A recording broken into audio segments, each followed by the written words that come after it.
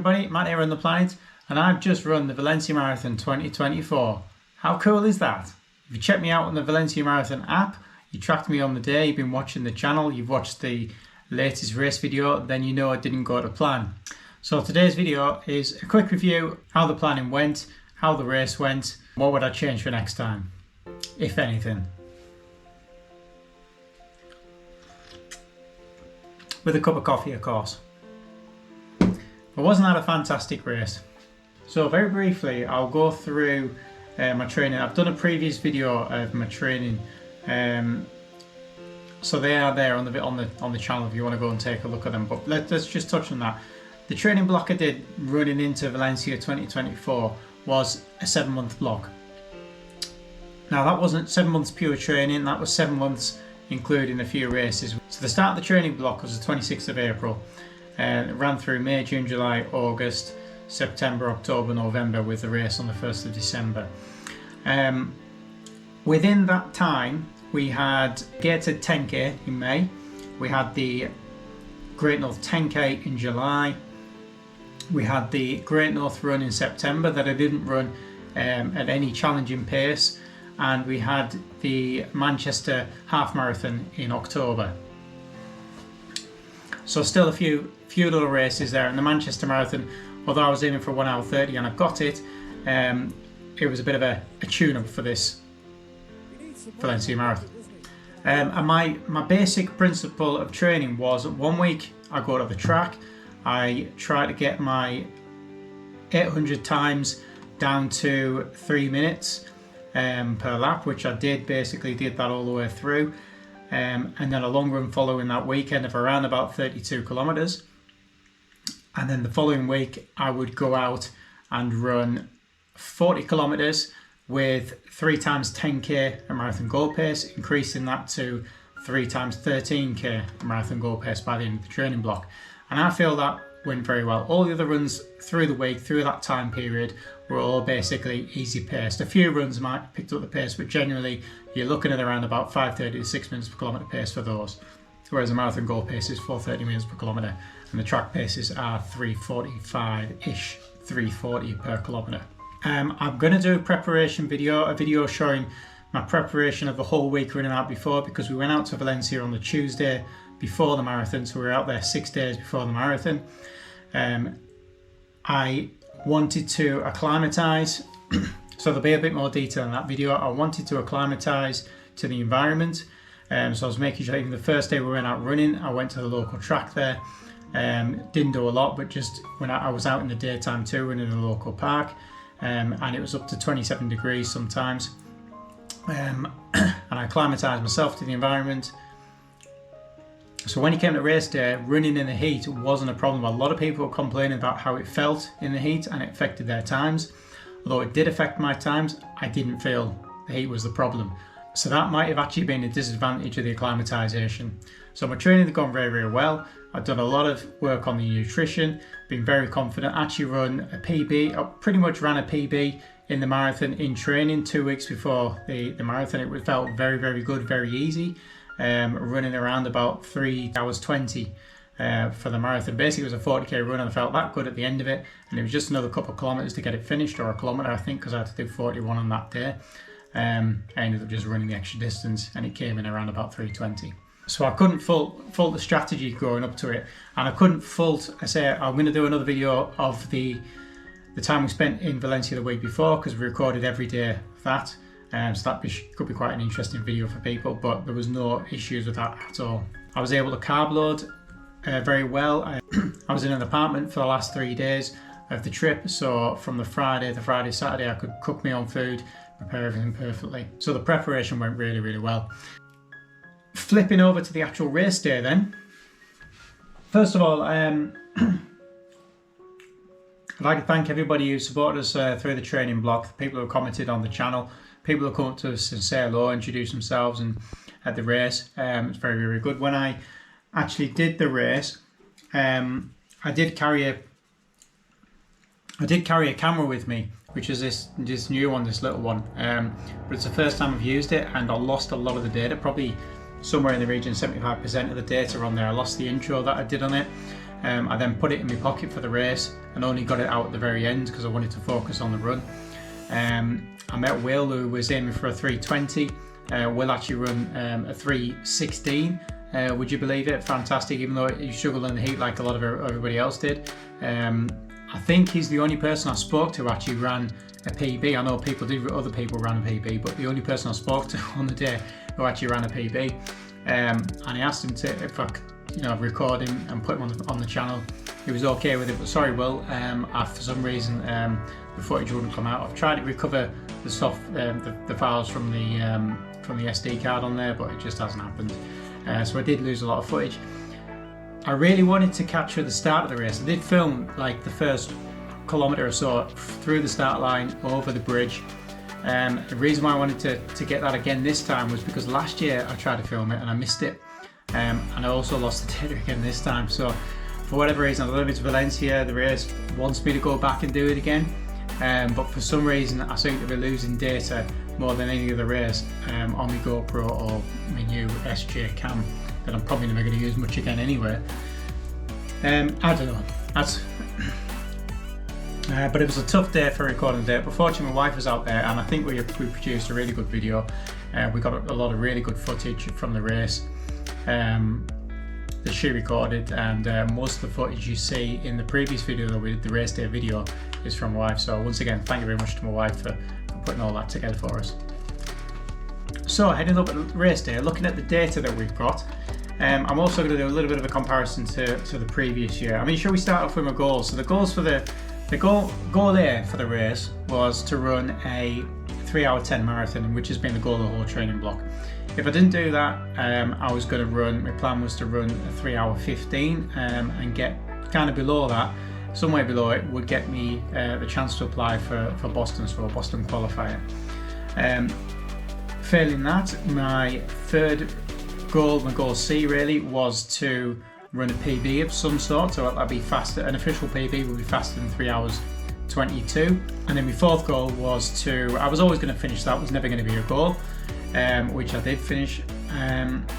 My goal D was to beat last year's time, which I did. I beat last year's time by over 5 minutes, so I'm really happy with that. Got me goal D on there. So at least I've sort of shown in a year some improvement on the same course for basically the same conditions. We looked at, if you look at the previous video we did, the temperature got up to 23 degrees on the boards around the city, and that was the same as last year. The only difference was I probably started 10 minutes ahead because I was in the wave ahead of last year, so that might have helped very slightly during the race. Last year I had a terrible run. I was basically ill, I had a cold of some sort. I actually had COVID at the end of it, so it was probably COVID incubating at the start. So last year we were kind of starting off somewhere between 4 minutes 40 to 5 minutes per kilometre, and couldn't really get much past 4:40 per kilometre for most of the race. I think I did hit 4:30 marathon goal pace a little bit. Whereas this year I basically went out with a view that I'm going to run at 4:30 per kilometre for the whole race. Based on the back of my training, I basically had two approaches. It was gonna go on feel as well. Feel was going to be the final decider in the race, but the plan was, as I was getting towards the end of the training block, I realised I was running 3 times 13 kilometres in a 40 kilometre run, or sometimes a 42 kilometre run, and it was very well, so I was really happy to do that. But the idea was, when I was in the race, if I'm getting in behind that first 13 kilometre set and I'm feeling really good, I'm just going to keep going and push it out a bit longer. When I'm going to stop when I was planning to stop after the first 13 kilometres or whatever that was going to be, was to stop and take on nutrition. So stop at the water station, because they were providing bottles as well as cups. Really good, you have the option. I was going to pour my electrolytes into the bottle, which I did do, and drink that, but I was going to give myself up to a minute to do that if I was doing well and on pace, somewhere between 30 seconds and a minute to get the water topped up and get running again, and take on some water and drink as well, which I also carried in my pockets. But as I was feeling good in the race and we just kept going, I mean, I can't stress how good it felt. I was actually holding myself back, for the first 28 kilometers, at least the first 25 kilometers, I was actually holding back, pushing too hard. I was looking at my watch sometimes and it was faster than 4:30 per kilometer, so I was just having it back off it. My idea was to keep, if my watch displays 4:35 per kilometer, I know I'm running actually faster than 4:35 per kilometer. So I made sure that I was always seeing that in my watch and it wasn't drifting too far above that. Running in the Alpha Flies, which are a fantastic pair of shoes, I thought they was amazing. We did a really good job. They only helped me in the race. What I found out from training is that they help me out more towards the end of the race, and that's what I was really looking forward to in these. Whether they actually put a bit more strain on my legs in terms of the muscles due to the instability of the foam, I'm not too sure. Probably want to do a bit more training than that. Maybe I would have had a lesser chance of getting cramp in the Vaporflies, but probably I think I'm going to put this down to nutrition, which we'll come to. So looking back at the numbers, we're saying we're going out at the start 4:34, brilliant, 4:31, 4:29, 4:28, 4:32, and basically held that pace roughly at 4:32, 4:35-ish for the first 17 kilometers. By about pretty much shortly after I started the race, I needed to go to the loo because it was a bit cold, a bit chilly on the morning. I needed to take a leak, so although I kind of felt like I should have maybe tried to keep the water in and just kept going, but I ran past the Portaloo at 18 kilometers and decided to actually, right, I'll just take a break and take a leak. And that kilometer slipped to 5:31 rather than it being about 4:31. So I'm not sure I actually lost that much time, but somewhere between 45 seconds and a minute is probably what I lost at that point. Then I was straight back on the roads and pretty much held that pace up for the next up to 25 kilometers. I didn't feel anything, going up. So although my pace has slowed down a little bit, we were starting to go up some slight hills, and as I was approaching the hills, I wasn't trying to force the pace. The hills, there's no hills in Valencia. Sometimes you don't even know you're running up them, but it's just a gradual incline. So I was keeping an eye on my watch to make sure my heart didn't creep too much higher than 160. Sometimes it was 162, 63 kind of thing. So I didn't want to go much above 160. So rather than try and force that pace, I let the pace drift just a little bit, because I knew my heart rate was in a good place. I was wearing the Chorus heart rate strap on my arm, so I knew it was pretty accurate. But at 29 kilometers, it's showing 30 on here. I think it was really 29, but there's obviously a bit of discrepancy between the kilometers on the actual race data. At kilometer 29, out of nowhere, both of my hamstrings locked up. Now, it was a real shock, and I pulled it. I thought, right, instead of trying to force through it a little bit, I'll pull over and try and stretch them out quickly, because both of them had locked up together, and it was like a really hard cramp on the muscles. I found it very, very difficult to do that, and I lost at least 90 seconds, if not closer to 2 minutes, trying to stretch that out. Even that kilometre comes in at 7:23, which is, a good 3 minutes off, getting on to 3 minutes off pace. Obviously in the same kilometre, shortly afterwards, I met my wife, took on a gel, took on the ice pack to kind of help cool me down. So that might have had something to do, but I probably only lost like somewhere between 30 seconds to a minute at that point. So all in all, kilometre 29 stroke 30 was a bit of a struggle. Then from then on to the end of the race, it was just a battle. It was basically a run walk strategy as best I could, and I thought, okay, we can't get the 3:10 anymore. On the app, incidentally, at 28 kilometers, my wife saw it, and she was saying, was it 28? It was either 28 or 25 kilometers. My finishing time, I think it was 25 kilometers. My finish time was predicted at 3 hours and 13. So I was going to finish at 11:48 when I started at 8:35, which was, there's a lot of confidence I can take out of that they were right on pace right at that point. But I have been at that kind of position pretty much at Manchester in previous times. It's just the situations, energy-wise, the way I was running, the relaxation I could feel, it was all absolutely, spot on. So I was really confident at that point. The problem that I had, I think, was the actual acclimatization that I'd done had been too much. In that you could say too much and not enough. I'd acclimatized by going out early, and so in the heat, when we were at probably around about that time, or you could say any time during the race, you know, kind of getting on for like 11 o'clock-ish or something like that, I felt fine. I didn't feel like I was struggling in the heat, although only being out there just under a week. Although I felt okay, my body was just normal, just couldn't deal with it, in that because it was hotter than I've been training in the back end of the training block, whereas I might have been running at home at that time.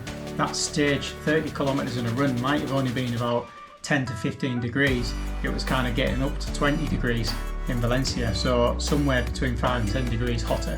When I look at the video footage of me running at kind of 8 kilometers and 14 kilometers, you can see the back of my t-shirt. The back of my t-shirt is absolutely soaking wet. It's in my training runs, it's never that bad. Maybe in the middle of the summer it was. So what I think is happening, I was sweating a lot more than, even though I didn't really notice it. I knew I was sweating, but I didn't realise I was sweating that much more. My nutrition that I'd used, hold on, let me get the nutrition. The nutrition that I used was the noon type, which is about 900 milligrams of salts, a little bit less of sodium, but of salts, the salt content, per 250-300 milliliter bottle. So I think my main problem was hydration, and that because it was hotter, because I was sweating more, even though I didn't realise it, I actually needed more. So another bottle of this, or another 2 bottles of this, probably would have been ideal in the race. And that really is, I think, what I'm putting it down to is the biggest problem during the race. Now, thank you very much for everybody who's commented on the video. They've given their opinions. Some people have said to me that I need to work harder in the 5k, I need to work harder in the 10k, make it feel harder, work on my overall speed, which I have been doing in the training block. But yes, I'll be honest, I neglect the 5k and the 10k. I did a bit more 10k stuff, but I hardly do any 5k stuff. So I'm going to do another video later on at some point about the way I'm going to approach my running for next year, but it's likely more of that slower, shorter, faster stuff is going to come into it.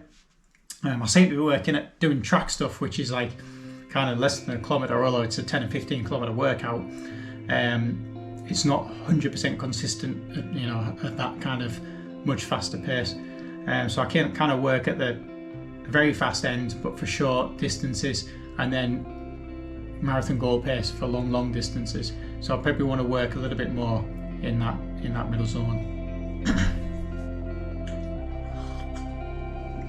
So yeah, what a struggle that was for the last 14 kilometers really. Looking at that, kilometer 31, 4:42, not bad. 4:47 for 32.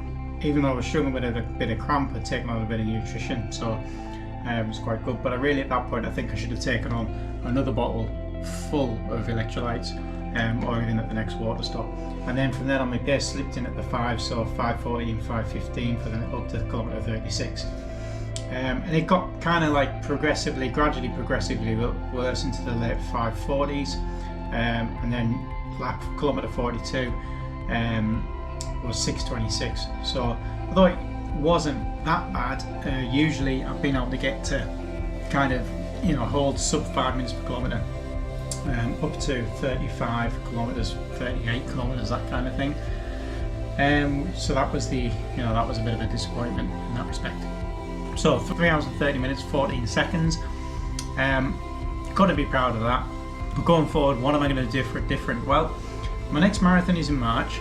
I am not going to tell you exactly what that is yet, because I want to get through this evaluation presentation of what we've been doing in the training block and the race week over at Valencia.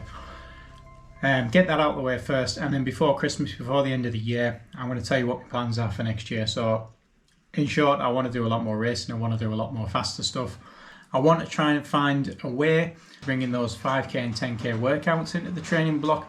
It's very difficult because I can't get to the track through the week. My running that I do during the week is of any substantial distance or workout has to be on a night time, and usually I've been awake for 12 hours, so my body just doesn't have the strength or the energy to do it. But it's something I'm going to think about for the next training block. I've got a couple of weeks, even though I'll be starting next week. I'm having this week off. Before I get into it, I can make some tweaks in it.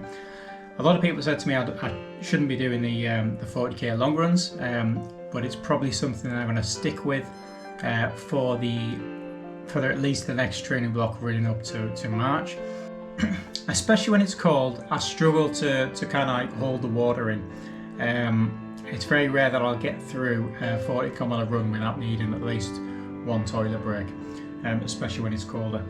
So what I've been doing is trying to, and obviously having the issues with cramps sometimes, not all my runs. 2 weeks ago, or getting on 3 weeks ago now, I ran a 3-hour 20 marathon.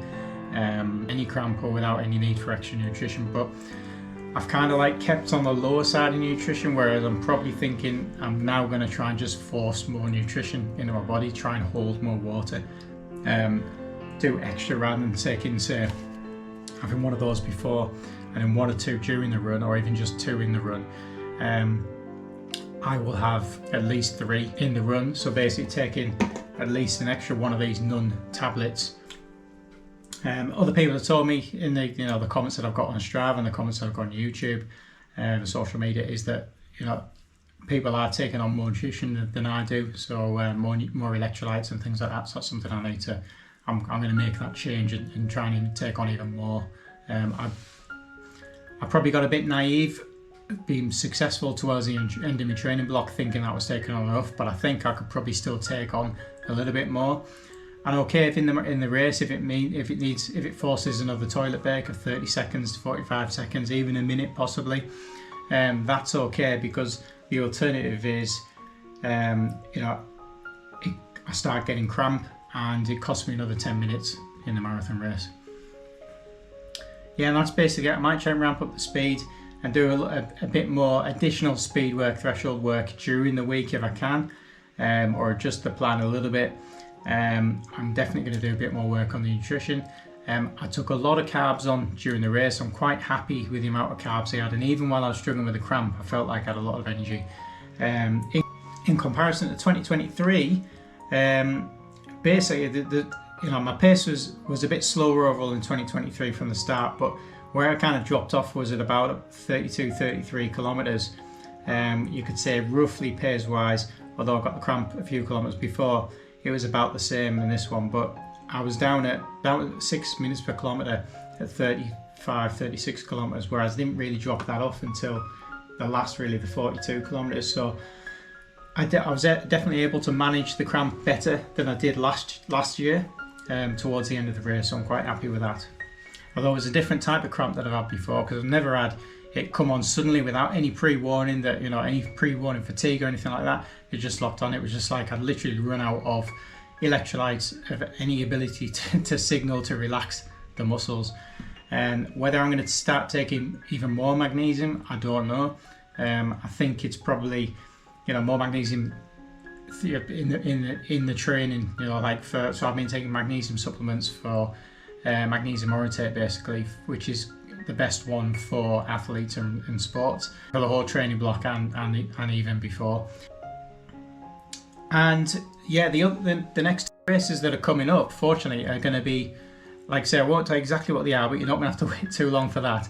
But the next are much cooler. The next one, when you look at the calendar, is going to be at least 5 degrees peak temperature less than what Valencia was, and the time of year in March is not supposed to be that bad anyway. So I feel a lot more confident in that, although it's not probably quite as flat. Whether I go back to Valencia, I really don't think I'll be going back to Valencia in 2025, although I'd really like to. I think it's too much of a risk. There's a big outlay cost-wise to do it. It's very popular. I've got to sign up now if I'm going to do it. I don't really want to do it, although I could sign up for cancellation, but I also think it'd be nice, to step back and let somebody else have a go at this year. And maybe I'll go back in 2026 or another year after that. And wouldn't it be nice just to run 3 hours 30 in that marathon, something like that, or an easy paced, relatively, that's still fast, but reasonably easy paced run, where I didn't have to worry about the time, because I've already set my PBs, I've already done a 3 hour 10 or a sub 3 or something like that. So yeah, so I think that's everything. By all means, if you've got any questions, let me know in the comments. question of the day, if you've got any ideas or any opinions of the way that you think I should change my training. Tell me what you do that's successful. If you're a runner that's had cramp and you've overcome it, by all means let me know in the comments, because I'd love to hear that. And the training continues. The next marathon's coming up very soon. Thanks very much for watching. Please like, comment, subscribe, and we'll see you next time. And then one other thing, for my next marathon I really contemplated, do I switch over to the most successful shoe? The fastest shoe per kilometre I've got in a marathon race is the Asics Metaspeed Sky Paris. I was comfortably able to run 15 minutes per kilometre for that, for the Manchester half marathon, and I reckon I'll do a lot more than that. I'm really toying with the idea of changing out the Alpha Fly 3, not using that in my next marathon for the Metaspeed Sky. I'm not sure yet. Obviously there's less going on. It's basically just a carbon plate, but it's just got the airbags, and you have to adjust your running form a little bit different, where this feels a lot more natural to run in, and it allows you to stride more. So maybe that's the next shoe for me in the next marathon that I run.